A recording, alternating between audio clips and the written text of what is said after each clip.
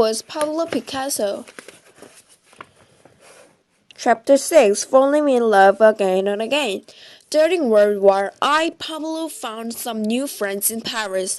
One of them was a poet and playwright named Jean Cocteau. He introduced Pablo to a music composer.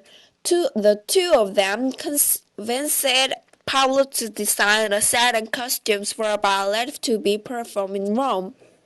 It was about a circus and was called a parade. Pablo had never even seen ballet before. He traveled to Rome to work on it. When it was finally performed, parade bombed. It was too different for most people. The costumes were wild. Ballet dancers, the French manager costume, the American manager costume. So were the sets, and the music, and the dancing. Program des Ballet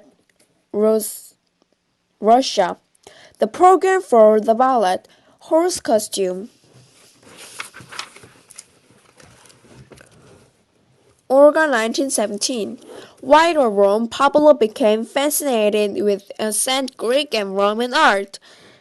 He also became fascinated with beautiful Olga Holkola, one of dancers in the ballet. He married her a year later.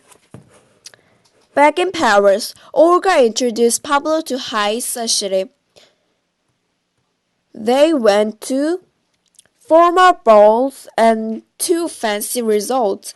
For someone like Pablo, who had always cared so much about the poor, this was quite a switch.